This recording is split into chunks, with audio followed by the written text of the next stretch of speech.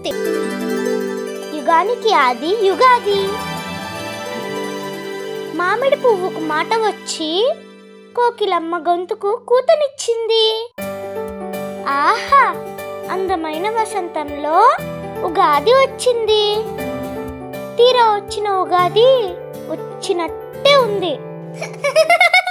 ఆ సంతోషం మాత్రం ఆదాయం వ్యయాలు అంటూ పంచాంగ శ్రవణంలో ఆవిరైపోతుంది కాదంటారా? అవమానం 6, రాజ్య పూజ్యం 2.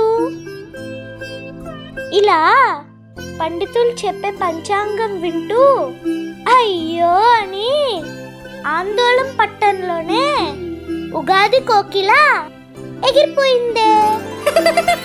అసలు ఆదాయం వ్యయాల గురించి ఆలోచనలు ఎందుకు? అవమానం రాజ్య పూజ్యం అంటూ ఆవేదన ఎందుకు? ఆదాయం అందే దారులుంటే అవే చేరుతాయి.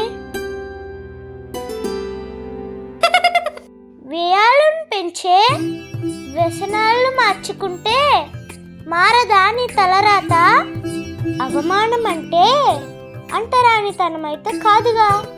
రాజ్య పూజ్యం అంటే రాజువై రాజ్యాన్ని ఏలవుగా. జీవితం అంటే షడ్రుచుల సమ్మేళనం. అందులో తీపి, పులుపు, కారం, చేదు, వగరు, ఉప్పు. తీపితో ఆనందాన్ని, చేదుతో బాధని, పులుపులో చిలిపిదనాన్ని, కారంతో కోపాన్ని, ఉప్పుతో భయాన్ని, వగరుతో ఆశ్చర్యాన్ని, అన్నింటినీ ప్రకృతిలో భాగాలుగా భావించి ఆస్వాదించు.